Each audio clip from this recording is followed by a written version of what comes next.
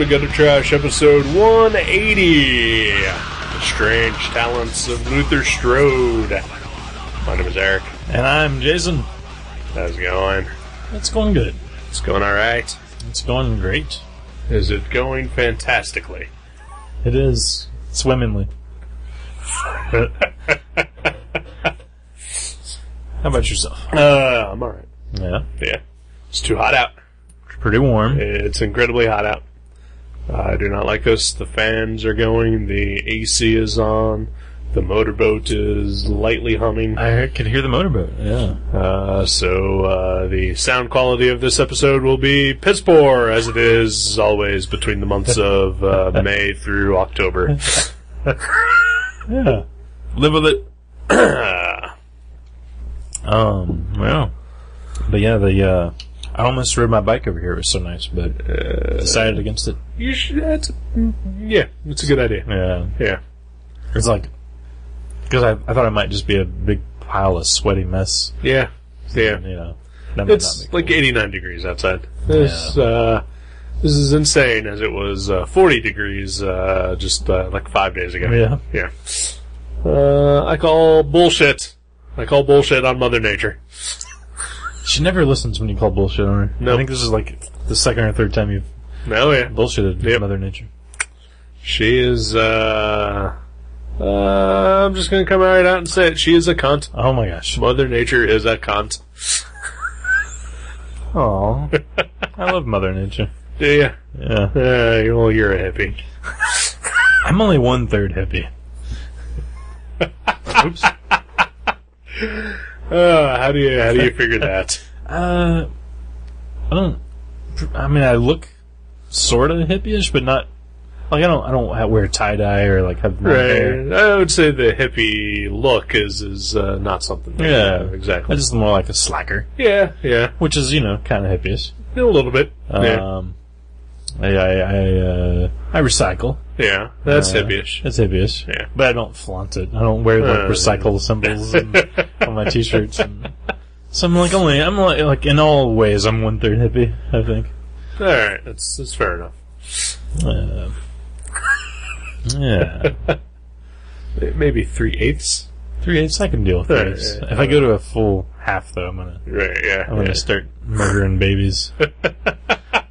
Well, that is definitely not hippie. I know, they hate the baby killers. They do. Oh, man. Well, just imagine if one of those hippies suddenly got the ability to beat up all the baby killers in the world. Wow, you mean like a limitless power Yeah. bestowed upon him mysteriously? Yes. Almost, maybe he read a book of some sort that gave him the ability to train himself to accomplish these feats. That sounds amazing. That does sound amazing. I wish that was the book that we read. That is the book we read. Oh my god, it was! But he wasn't really a hippie, he was more like a nerd. Yeah, he's a nerd. Yeah. Our segues are getting worse and worse. Is that possible? No. Speaking of no, Luther Strode. Okay. Yes, the Strange Talents of Luther Strode. An Image comic written by Justin Jordan and not whoever I said last. I can't remember what you said. I think I credit it to Justin Ponser, which now makes me wonder who the hell that guy is. Yeah. And what he's doing. And why would I pull that name out? Why is that guy pretending to write an Image comic? Right. Illustrated by Tradd Moore. Tradd, Tradd, if you're looking it up on the Googles. Double D. Double D's. Oh, yeah. That's why we like him so much. Colored by Felipe Sobrero. Good. Sobriero. Good. Yeah, good. Sobriero. Yeah, that looks right. Yeah. Sobrero. Yeah. Sure. Who knows? Yeah, whatever. He's just the colorist. Who gives a shit? He's a talented man. Oh, yeah, he's fine. Yeah. No, colorists have my utmost respect, because that has got to be one of the worst jobs in comics. Oh, yeah. Absolute worst jobs in comics. Just got to be draining and dull, and I can't imagine, like, the life expectancy of a colorist has to be like 2 years before they just decide to want to kill themselves. James Abel seems to love it. Yeah, I don't get it. He said he, wakes up whenever he wants and wears sweatpants. And Yeah, that's fine, but then he's got to actually do the work. Right. Yeah. Yeah, I'm sure it's. I've colored before. It's awful. It's the worst thing ever. It's worse than the genocide. What do you think? I always do black and white colors. You're a smart man, that's why. And I always do color covers just to remind myself never to do a color entry. You don't even put that much detail in it either. No, I know, right? Yeah, there's not like any, layers. There's just flat colors. But yeah, Felipe, fine job. yeah. So this book is about a kid. He's a spindly little nerd. He's might even say a dork. Yeah, I'd say dork. Yeah. Or do we even want to get into this whole classification of what makes a dork or a geek? Right. Yeah. See, everybody's got their own opinion. I just think I think a dork would be unhip, but this guy maybe was more of a geek because, like, he's into cool stuff. Like, you saw, like, All-Star Superman posters on his wall. Right, yeah. Obviously, he's not a dork. Right. He's more of a geek, I'd say. Yeah. But yeah, he's just sort of I wouldn't say wimpy, but he is very, very thin and looks very breakable. Gangly. Gangly. Yeah, that's a good word. Yeah, I love gangly. Social outcast. Mm-hmm. Although I think, according to the story, it seems he's a fairly new student at his high school. Yeah, so that makes sense. He's got like one friend. Chubby little geek as well, named Peter.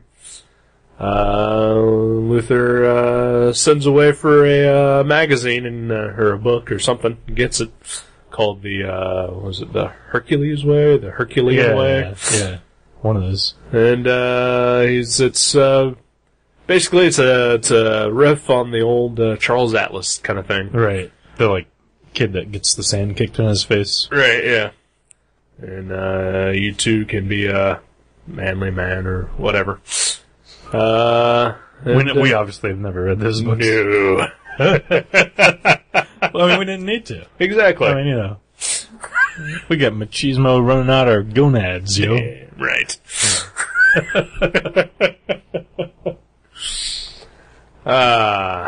So he uses the book, and basically it starts giving him superpowers through the training in the book. And he uses it to gory effect. Yeah. And that is the strange talent of Luther Strode. Thank you, good night. That is his talent, right? Like rendering people into like soppy, sploogey messes of It seems to be his main talent. Yeah. And he can catch dishes before they fall into the ground. Yeah, it's one of the other talents there. But it sort of gets eclipsed by the gushy, sploogey rendering. Yeah. So, I mentioned last episode when I picked the book that I 100% only bought this book for the art. Yeah. Yeah. Mm-hmm. I saw... I don't think it was even a Luther Strode page or anything. I think it was just a random, like, commission or sketch that he did, like, that just happened to be online. Mm-hmm. And I was like, oh my god, that's amazing. And I was like, who the hell is this guy? I was like, oh, he's the artist of the Strange Talents of Luther Strode. And I was like, wow, maybe I'll have to check that book out. And then, like, a week later, the trade came out, so I was like, yeah, what the hell? Yeah. That's awesome. Yeah, this is one of those very rare books. Like, I didn't mention this on the show, but after we stopped recording, I was like, you don't even have to loan it to me because I actually already have a copy. Right. I think this is the only book so far that I've planned on picking for review and you picked before me. Yeah. It's the only one I can think of, at least. But, yeah, I hadn't read it or anything, but I was super excited just like you, because of the art. Because, like, I didn't notice number 1 for some reason, working at the store. But as we unpacked every subsequent issue, I was like, man, like, I remember when we got number 2 out of the box, I was like, this art is awesome. I was like, you know, I'm gonna pick this up, and we didn't have number 1, we'd sold out. Right. So I just waited until the trade came out myself, too. But, how would you describe his art? He's got a very cartoony style that's very clean lines, but at the same time, like, allows for, like, some messiness to get in. That, like, it's almost like, Ryan Otley, if he, did a lot more just line work. Yeah. And like, you know, was not as, I guess, precise as he usually tends to be. Mm-hmm. Because I'd say Ryan Otley he's a great artist, but he's got a very precise style, right? You know, very, very clean. This is very similar, but you know, he just can go nuts with the lines sometimes. And Yeah. it's awesome. Yeah, it's like you said, it's cartoony, but it has this, like, kind of, like, I love dirty cartoony. Like that combo, like, people like, Frank Quitely's the first one that pops to mind. And I think he's obviously a fan of Frank Quitely. Like, oh yeah, there's, like, even a panel where, like, one of the kids is reading V3 Right. and, the All-Star Superman poster. yeah, I mean, and, like, it doesn't look like you don't, like, if you're flipping through this book, I wouldn't think Frank Quitely immediately. no, Yeah. but I mean, as you read it, like, just like his storytelling and his, like, just the way he designs characters, maybe, Yeah. like, it's a lot cartoonier, unless, I mean, Frank Quitely's pretty cartoony, but yeah, it kind of reminds me of Tony Moore and maybe even a little Art Adams here and there. It's got a little Art Adams, I can see that, yeah. But, it's definitely, he's got his own style going. Oh, yeah. Like, it's completely its own thing, for Yeah. sure. And I mean, you know, I'm sure this guy has worked, you know, years and years, you know, perfecting it, but, you know, I think this is maybe his first major thing.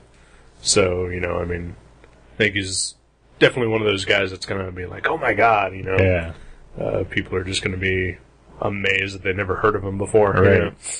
Yeah, I mean, in the back, or in the front, somewhere, in the middle, on the side, on the binding, it says, that he graduated in 2010 from an art school. Yeah, So he's like, he might only be like 20 years old, which Right. is awesome. Oh, no, well then fuck that guy. Says the guy who graduated from art school in 1998. Well, you know, there's still... Ridley Scott was 40? That's right. Come on.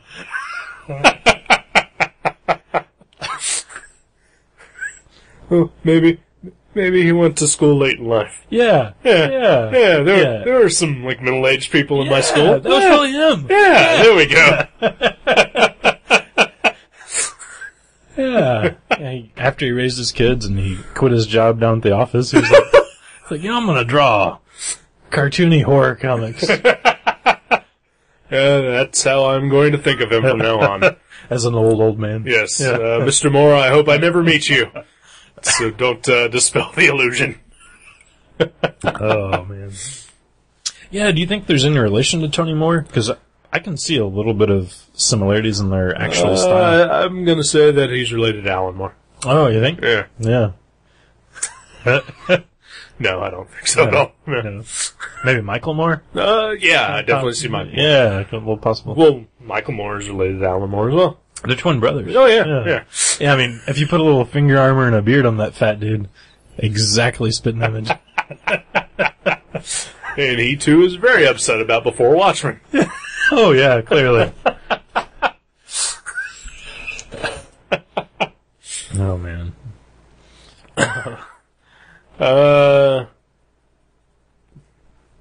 What?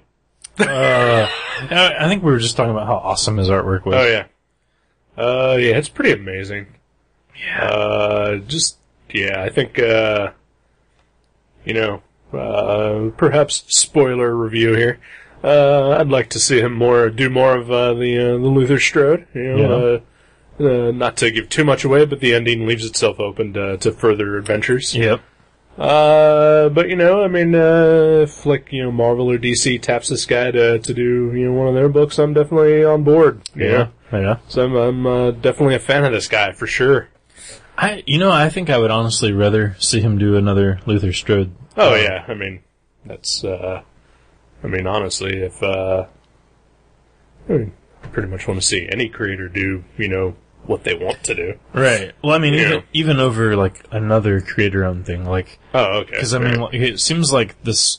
Because the story in this isn't my favorite part of this book. Obviously, right. I think the artwork is just amazing, right? And the story isn't. I don't think the story's bad. I think the story's decent, but it seems like they really created something unique here, and I'd love to see it where it goes. Right. Right. I mean, it's got similarities. Like, it reminds me of Kick-Ass a lot. Like, at least early on. It has a little bit of Kick-Ass. I think there's kind of an Invincible vibe in there too. Definitely. Yeah. Like with his family. Yeah. There was even a scene where his mom sort of joked about how she had powers, and I was like, are they really going to go that route? Yeah. Like, is it going to be an Invincible thing? Not that Invincible's mom has powers. No. Yeah. But, I get what you're saying. Yeah. It's kind of the anti-Invincible. Yeah. Like just a lot of parallels, but veers off in a very different direction. Yeah. I mean, I haven't made it that far into Invincible. I'm only like a dozen issues in, but yeah. If you've read this, you can pretty much tell that they're two different books, two very different books, but similarities abound between them. Yeah, I mean, this this one is the geek, like you said. He gets the book and he receives the powers.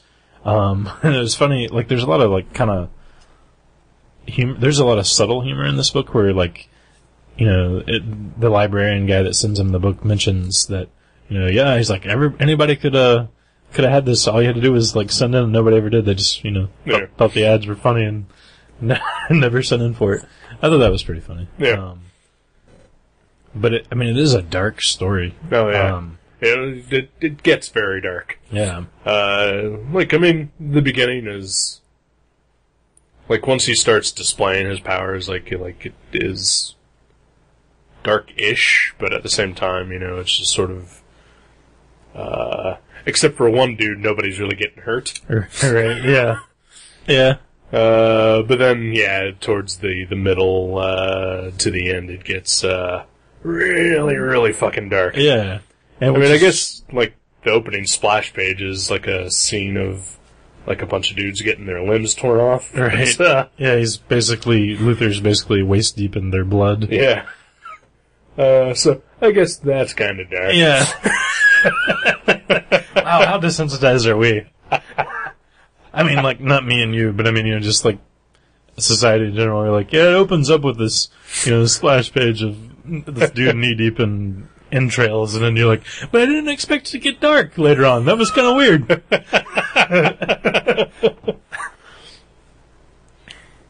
Well, I think with that, there's a couple of things that happen towards the end that, sort of take it darker than you expected to, I think. Right. Yeah. I mean, even though you see him, swimming around in, people's intestines.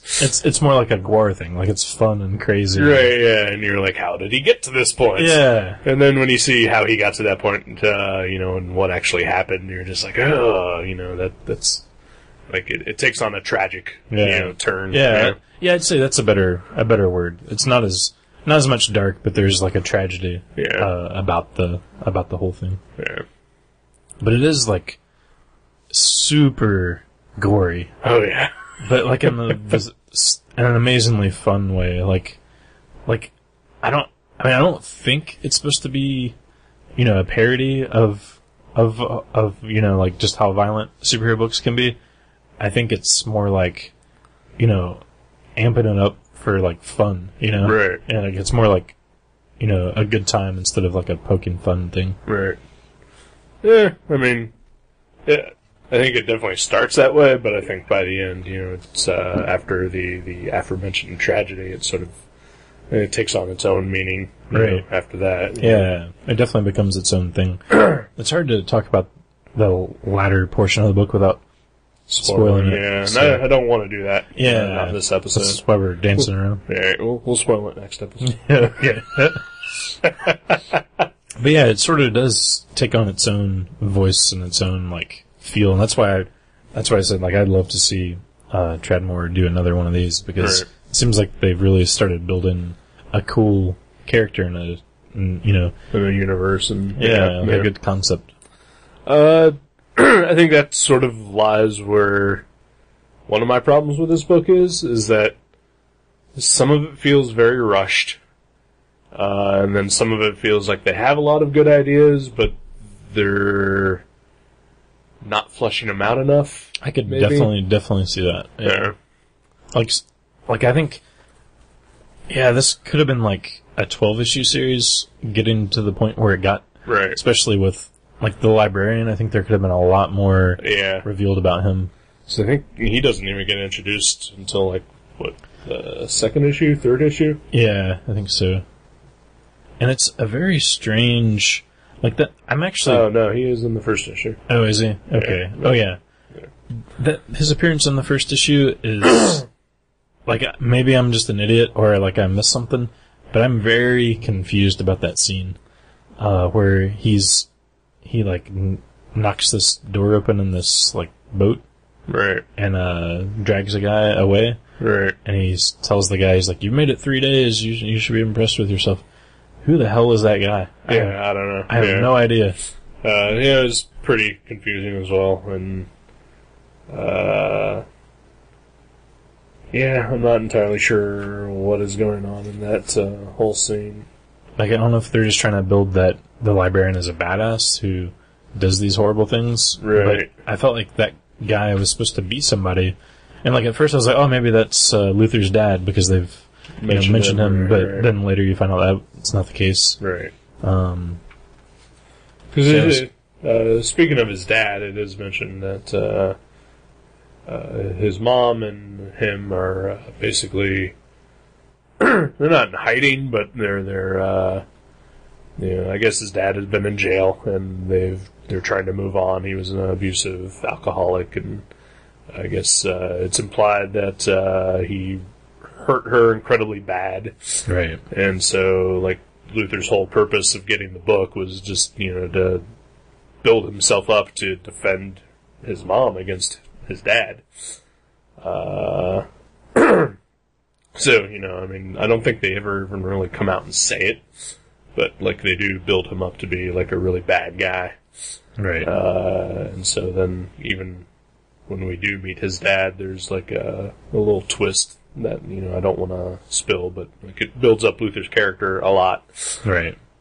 But yeah, this boat scene, 'cause that's actually the second appearance of the librarian in this issue.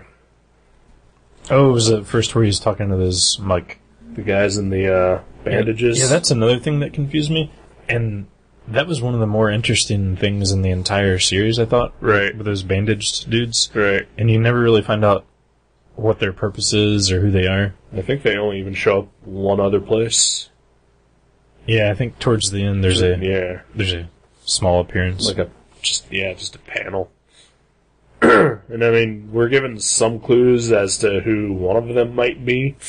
right. Maybe. Yeah. But I don't know. Yeah, there's a lot of, that's what I'm saying, like, there's a lot more that I'd like to see fleshed Right. out. So It's very intriguing.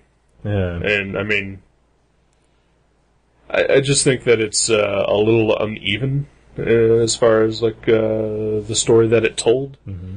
At least for what is, I'm assuming, the first 6 issues of a potential ongoing series. I thought it worked though. Oh yeah, I enjoyed the crap out of it. Yeah. And like I said, if I'm hoping that they continue doing this, because I definitely want to read more. Yeah. Like it didn't seem, like you said, uneven. Like it didn't seem like it was like your just real traditional storytelling. Right. Like there was a lot of odd things about it. And like some of it maybe was a little clunky, but I think it actually helped to give it its own voice, like Right. that it did have like those weird elements. Like certainly it wasn't anything that I was pissed off about, but Right. like I said, there are a couple things in it that seem to not be revealed entirely, and like kind of, I was like, that's weird. Like usually that, they tell you more whenever this sort of thing happens, and, Right. and so like, there is that about it, but I think it's, yeah, definitely something I would love to see a sequel to. Right. And I think,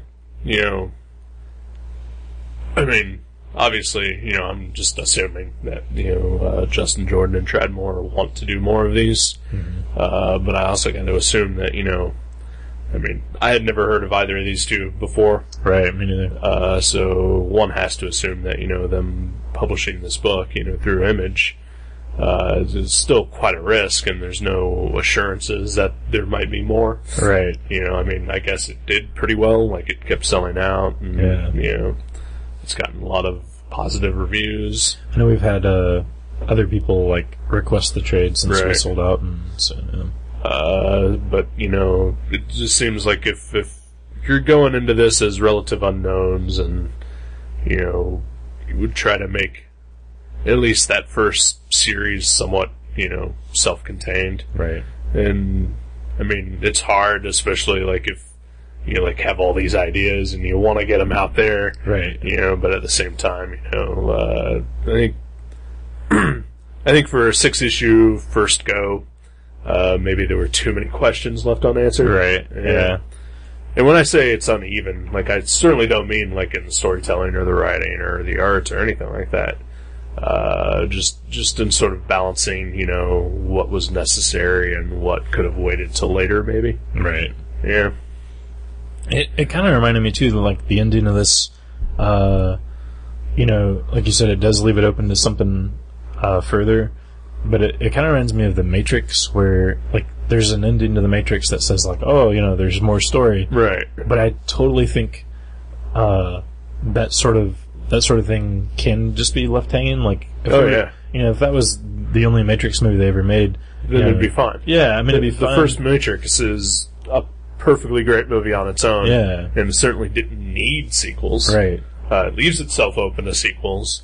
And, well, the less said about those is, for the best. And I mean, I think this is similar in the fact that like it totally doesn't need to have more. Like, Right. like, I think it still, like you said, has some unanswered questions, and I would love to see more. But I could totally see this just being it. Right. Like that's all they wanted to do with it. Right. Because it does just have a lot of, superhero, I don't know, elements like the mysterious creatures and like the, I don't know, the type of battles that they had and everything, and like I don't want to spoil the ending. I don't want to spoil it, but I mean, it definitely could just be like their version of the superhero genre, and Right. like, boiled down into 6 issues, and they don't really want to do it anymore. Maybe. Right. And that's cool too, I mean, I'm kind of a big fan of letting things go. Yeah.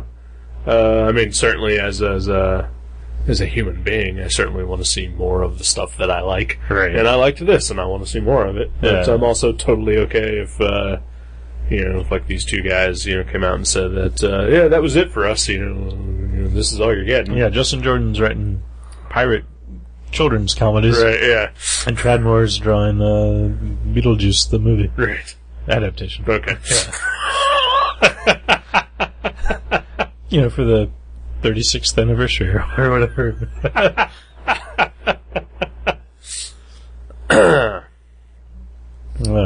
Yeah, really cool book though. Yeah, it was. Really enjoyable.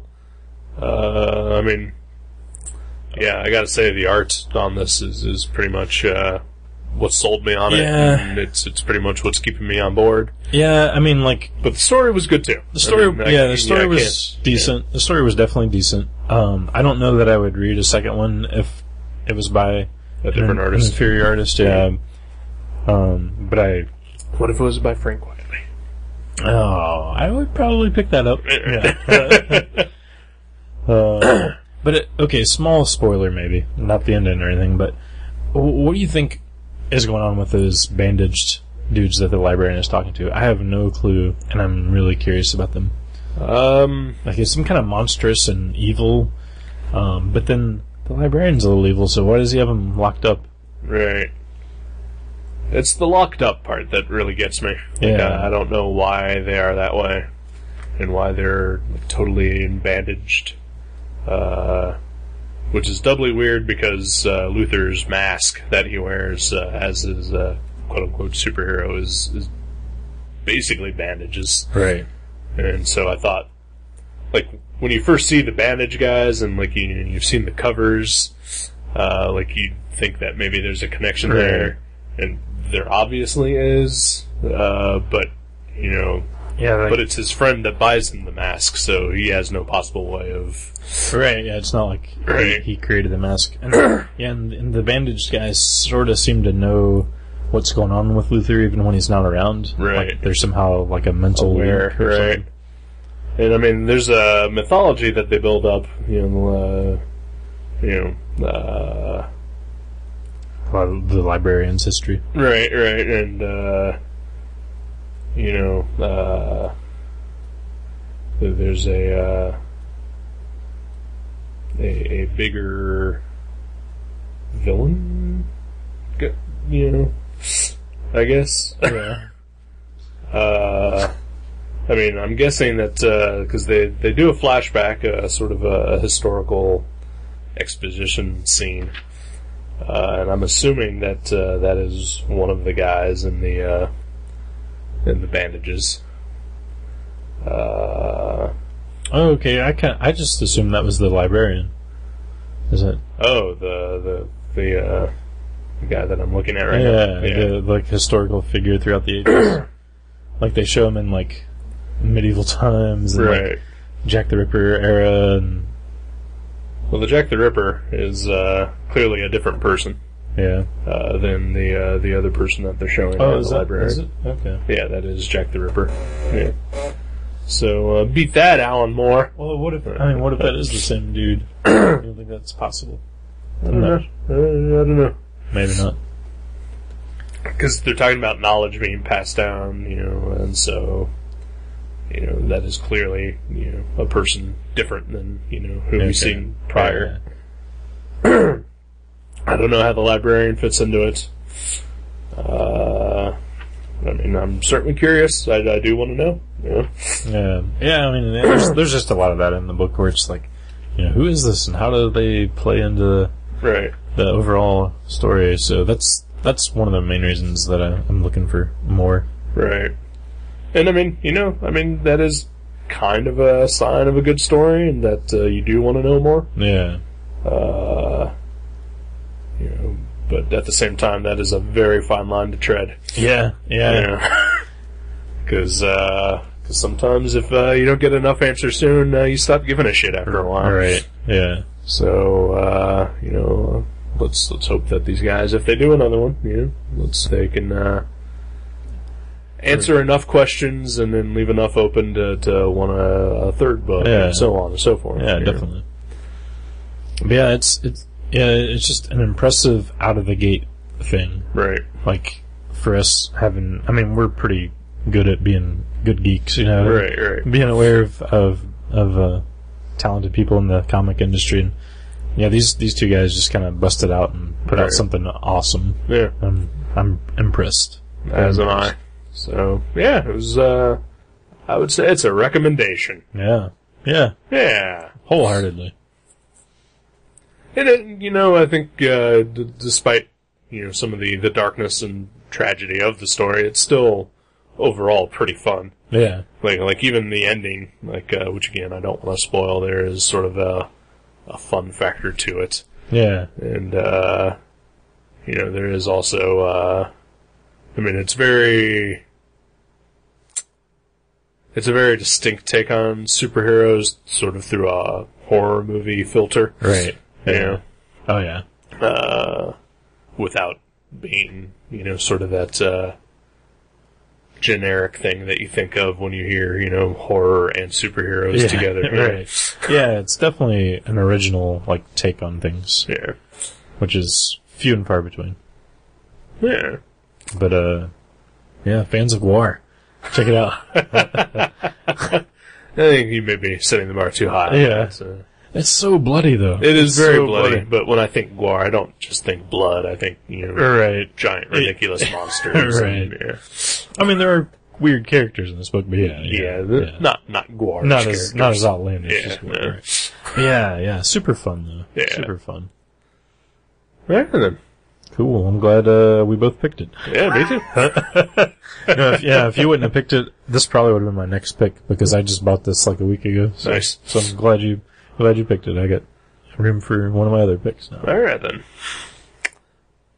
I'm a hero. Yeah, you are.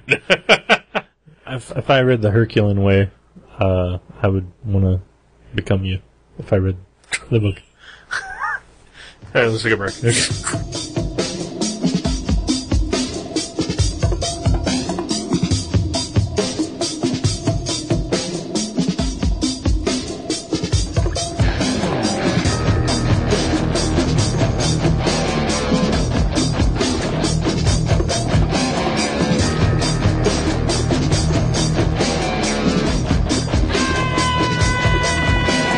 Rolling down the hill, snowballing, getting bigger.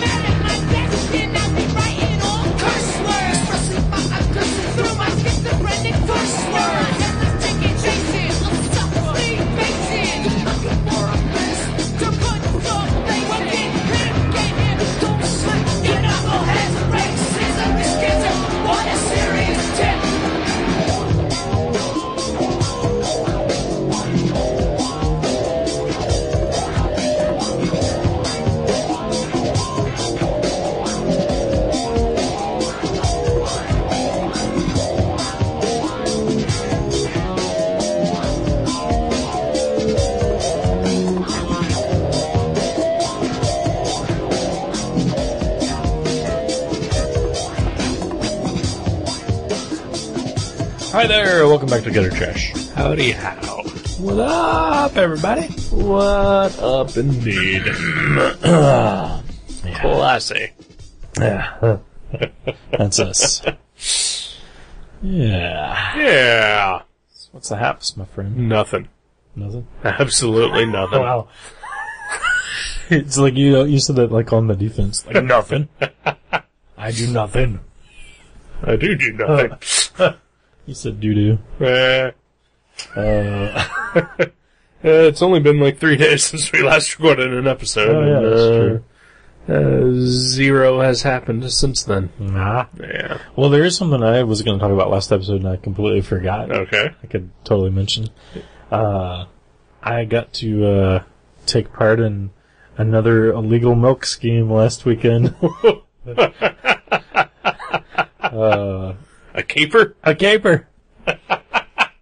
Our good friend and one-time guest, the Doogie, he was down in old Kentucky last weekend for something, I don't even know what, probably riding his bike around. And he asked me if I could pick up his illegal milk. Because, you know, they only parked that thing there for so long. Right. You know, and then you're just out of luck if you don't get it. But yeah, I got to go downtown. He bestowed upon me the secret key. And got to go down to this truck parked on a dead-end street in the middle of downtown Dayton. And unlock the door there and pull out a giant gallon of milk and check Doogie's name off the list. And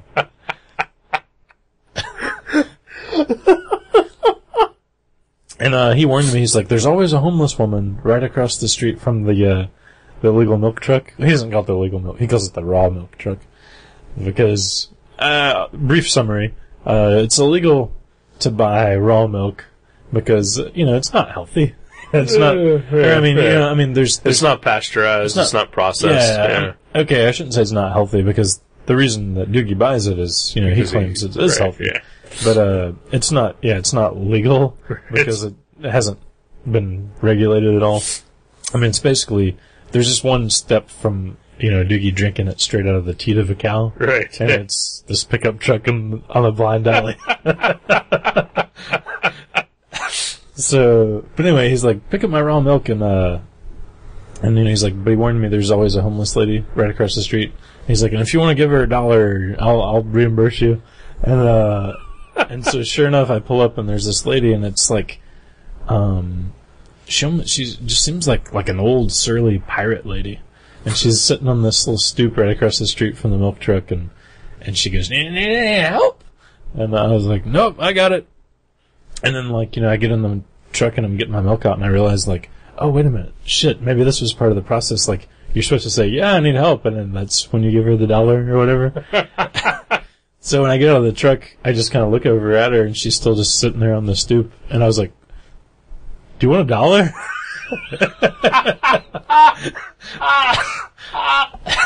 And she was like, yeah. And so I walk over there and give her $1. And I was like, oh, did I fuck it up? Is he not going to be able to get his milk anymore? Like, is she going to report me? Like, it's all out of sequence.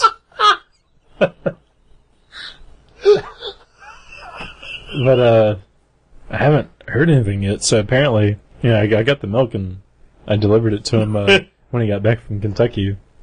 So hopefully everything's on the up and up. Well, he did call you during the previous segment. Yeah, he Maybe, did. Yeah, I haven't called him back yet, so we'll see what, maybe he's like, my privileges have been revoked. I have to drink pasteurized milk from here on out. And it's great too because I think I described it before, but it's just like a regular gallon of milk, but it's just like, it's so weird when you're used to seeing something all your life in a very like specific manner, and then you have this nondescript gallon. It's just like a blank, you know, gallon of milk. I mean, you're used to like labels and like dates and, you know, things printed on there. It's like, it's like when you see like some dystopian, Orwellian future, or you know, or like They Live or something, where everything that you're used to seeing like is just blank or like looks different. I would even equate it as to pasteurized milk when they switched from the clear or opaque bottles to the yellow bottles. Yeah, that bothered the shit out of me. Because you're like, I don't want yellow milk. Exactly. Right. Yeah. Even though apparently it's like supposed to protect it from it's like the UV light rays or something. Yeah, right? whatever. Yeah. I'm not drinking yellow milk. What if it was like purple with like flames on the side? Definitely not. Yeah. Okay. I'm not drinking purple flaming milk. I would much rather drink illegal milk. There is a truck on the next alley that sells purple flaming milk. But you have to use 2 keys and give 2 homeless ladies each $1. So I'm having none of that. I hate to tell you this, but you probably could have gotten away without giving that lady the $1. Really? You Yeah. think? But then I definitely would have, somehow screwed things up. I don't think Doogie said that you have to give her $1. Oh, yeah. He just said if you want. And he'd pay me back. Right, and also that, he also didn't say, she watches the truck, to protect it, or, to... Oh my god, I just realized something. What if the milk comes from her lactating breasts? Like, there's no cow. He's never seen the cow. Or what if, like, at night, when the full moon comes out, she turns into a cow? It's possible.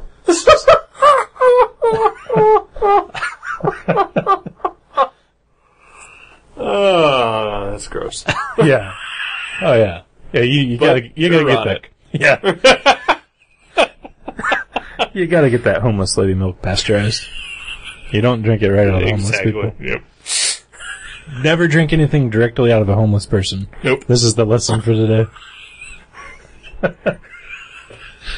It Always should have a be filter. one that you carry with you at all times. Like a filter for that? Yeah. Like a strainer or something. Anything from a homeless person definitely needs to be processed and chilled. Yeah, chilled, yeah, definitely. Or maybe even like, heated up to kill the bacteria. Even. Might be. Heat it up and then chill. Oh, there you yeah, go. Yeah. Cover both bases. Yeah. Yeah. Well, that's fun. Return of illegal milk. Yeah. That's it's two things that's going to make listener James very happy. Yeah. One, us mentioning him by name, and two, the return of illegal milk. Oh, I see. Illegal milk. He is a big fan of the illegal milk story. Well, there it is. And I gotta say, I am too. Any of that stuff sat in my fridge for like 4 days because he Yeah. didn't pick it up till Tuesday. Yeah. He told me he'd pick it up Monday morning. Liar. Yeah. Yeah. Well, once you get involved in one, nefarious crime, it just snowballs. Downward spiral. Yeah.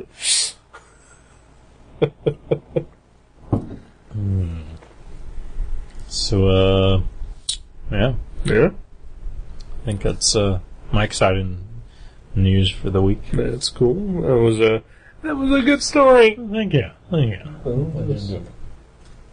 Is it gamers? I don't know. It is gaming night. Yeah, there was like only one, barely a parking spot when I pulled up here. Yeah. And I even like sort of am not even in the spot because whoever parked there like took up like a fourth of, That sounds like one of those gamer assholes. Well, they're all on Twitter because Allison Restored, the new Magic the Gathering set, comes out this Friday. Ooh. Tomorrow, in fact. Ooh. And tonight, I have a lot of the stores are having like midnight gaming nights and whatnot, so they're going to be all excited tonight. He just reminded me of the ordeal that I'm having to go through this upcoming Saturday. Oh yeah. Which I'm sure, I mean, you're you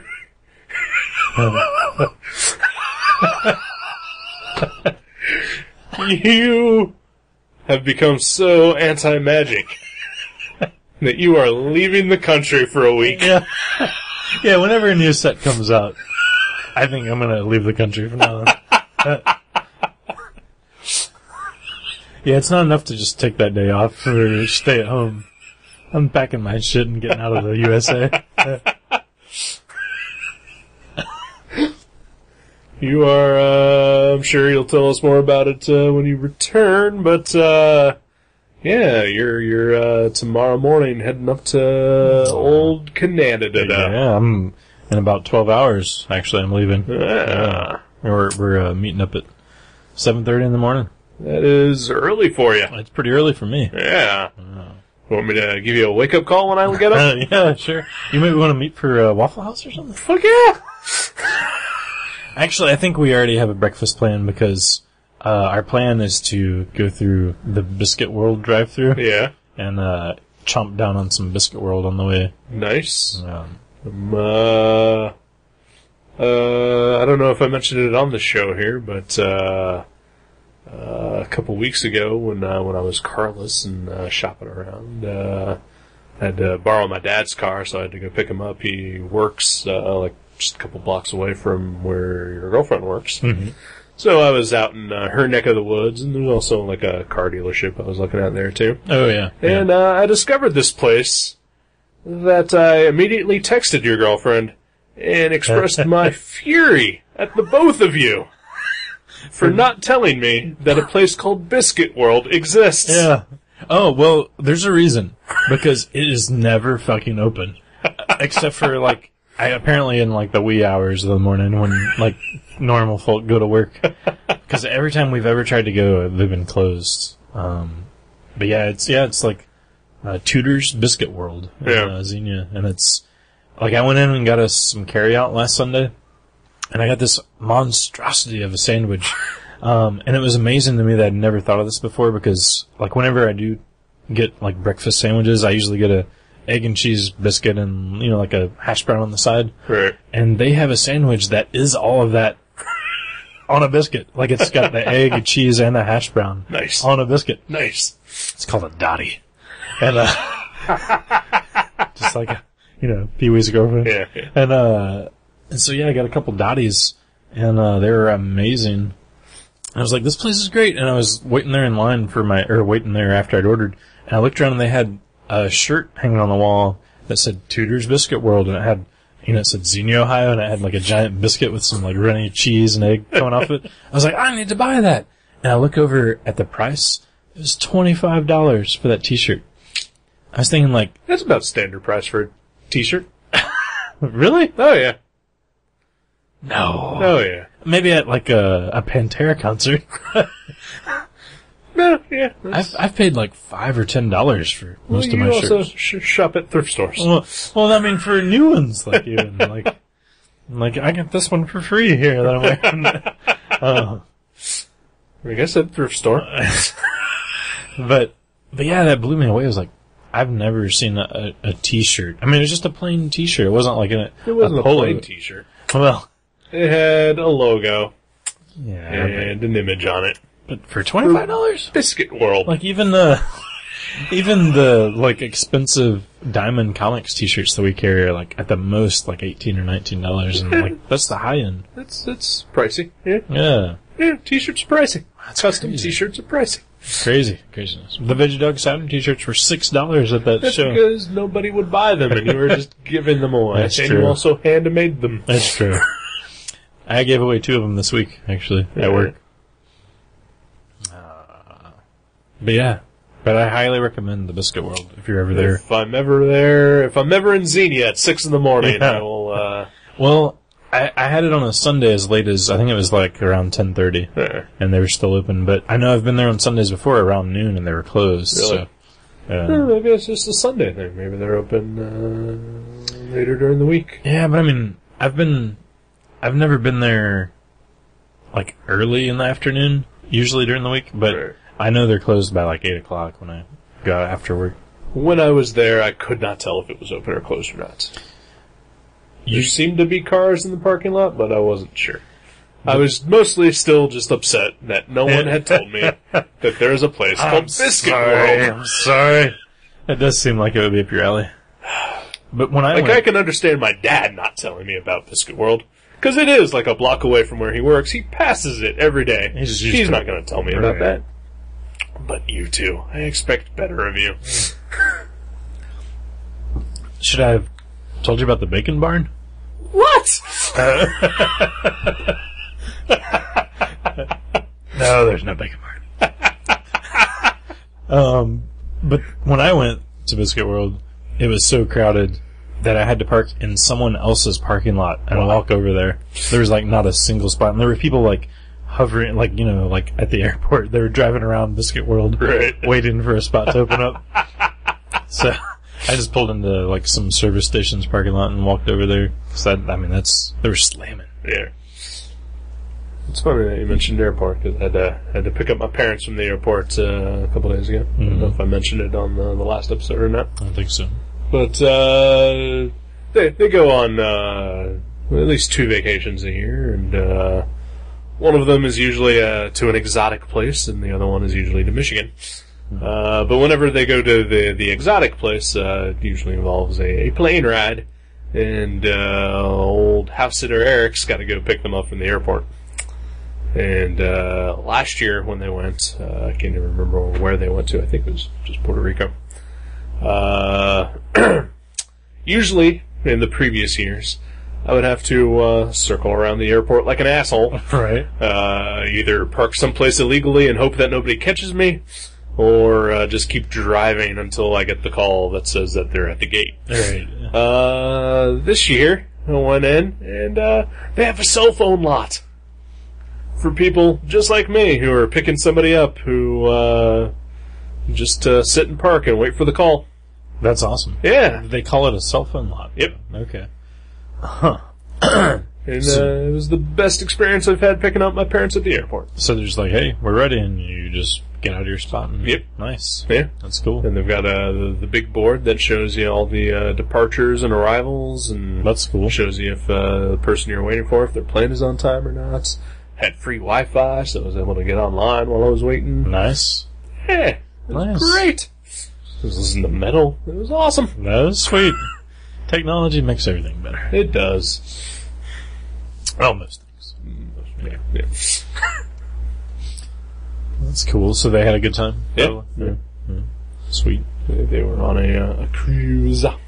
You know, I heard that they're building a Titanic 2. I heard that as well. Yeah. I'll have to see if my girlfriend wants to go on that, because she's kind of got this Titanic thing. She's really interested in the Titanic. I hope that you don't go. Yeah. Yeah. Because I'm also kind of hoping that it crashes and splits in half and falls into man. the ocean. Even if we're on it?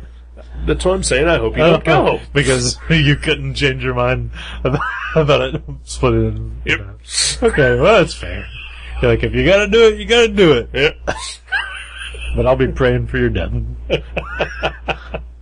not specifically praying for your death. Right. You hope I'm one of the 1,500 survivors. Yeah, there you go. Yeah. No, I don't plan to ever go on a sea cruise because I'm fucking afraid of everything, and including the water. And but it does sound like an amazing vacation where like you know everything is there, like your food, your entertainment, your hotel, everything is there. I mean, that is awesome. My parents seem to have a very good time every time they've gone. This is like their 5th or 6th cruise by now. And I know it's kind of like one of those shitty, jokey things. Cruises are for assholes, and Right. but I mean, yeah, it sounds Seems like pretty fun. great. Yeah. You get free food. Yeah. You get to go to exotic places that you might not otherwise go to. Right. Yeah. Yeah. Weird entertainment. And Yeah. fun stuff. My brother and his wife, they go on one about once a year. Oh yeah, happy birthday, Joe. Today's Joe's birthday. Happy birthday. Yeah. The big 4-0. Ooh. Us Youngs are not living up to our name anymore. I'm in my mid-30s and he's breaking 40. Yeah. Who is the youngest young at this point? Is it you? Of my family? Yeah. Yeah, I don't have any younger siblings. Right. I mean, but is that like a cousin? Oh, named yeah. Young Oh, that, yeah. We've got some, like, actually, I think there's some, well, no, my cousin just had a kid, but I think she married a dude that has a different last name. That doesn't count. But I mean, they're from Tennessee, so they might have the last name. Oh, Same yeah, last okay, name. yeah, I can't remember. I think it's one of my other cousins. Right. No, but I think I've got some teenage cousins. But anyway, your brother cruise. Yeah, he loves the cruises. Yeah, they go all the time, but once a year or so. What do you think about? Because I've heard like a couple months ago, Weezer had a cruise. Really? Yeah, and like I think even before that, 311 had a cruise. And it's just like like like with the Weezer one, like they basically they book a cruise ship and all their fans buy hotel or Wow. rooms there, and then it's like Weezer, and then they have like opening acts and other bands, and they have comedians, and Wow. they all basically they do cruise things, but then they have like all that entertainment as well. I would totally go on a Guar cruise. Totally would. Maybe a Melvin's cruise. But yeah, I wouldn't go on a Weezer cruise. Well, obviously. I mean, I like Weezer. No, yeah, Weezer's fine. But yeah, I wouldn't. Guar cruise, sign me up. I mean, yeah, if you're going to go on a cruise for a band, it's got to be a band that you absolutely, undeniably love. Yeah, you don't want to get stuck on a boat with a band that you're not in the mood to listen to. Right, yeah. You're like, yeah, I'm a huge Merzbow fan sometimes, But can you imagine like a week and a half of that?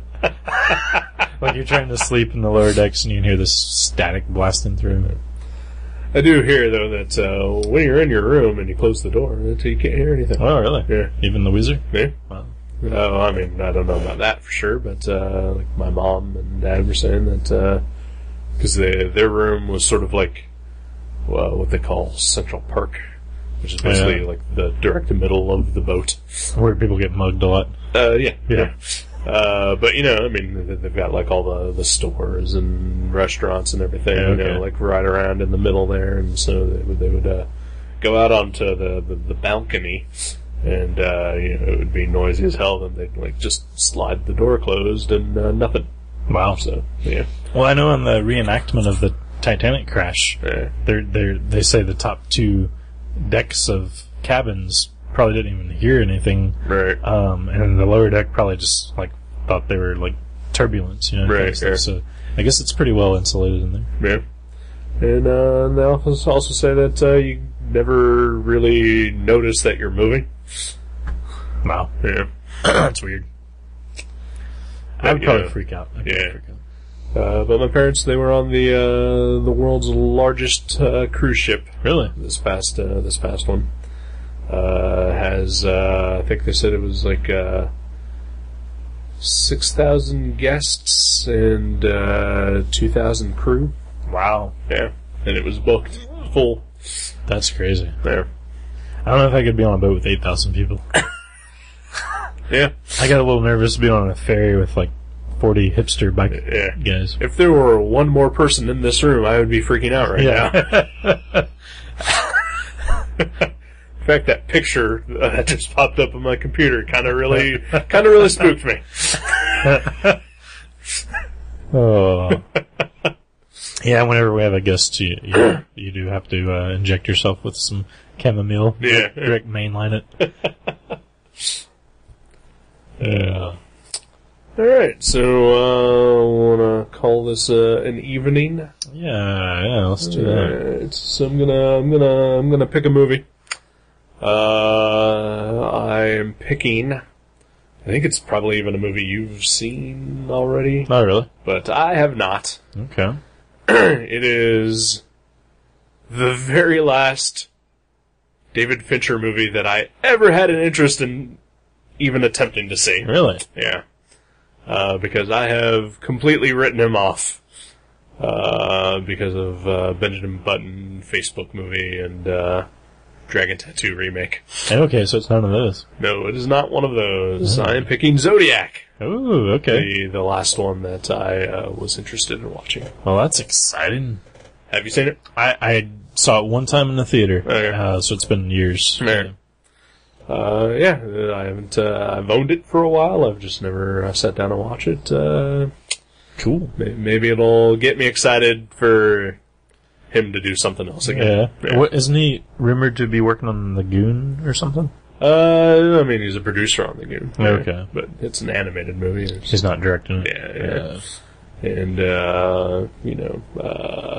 I think he's mostly just he's gonna do the other Dragon Tattoo movies. Oh, is he? Yeah. Okay, I didn't know that. Sweet. Zodiac. Yeah. Starring, Robert Downey Jr. and Mark Ruffalo. And what's his name? Who cares? He's not in the Avengers. Oh. You don't know that. Maybe he's, Harry Dean Stanton's sidekick. What's his name? Jake Gyllenhaal? Yeah. That's his name. Yeah.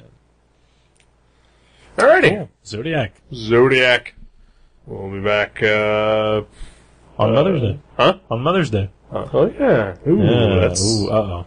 Yeah. There's usually Shenanigans. This is off-air talk. Yeah. All right. Happy Mother's Day. This is still coming out a week before then, so. Oh, okay. You know, yeah. Well, yeah. Remember Mother's Day. It's coming up. Bye.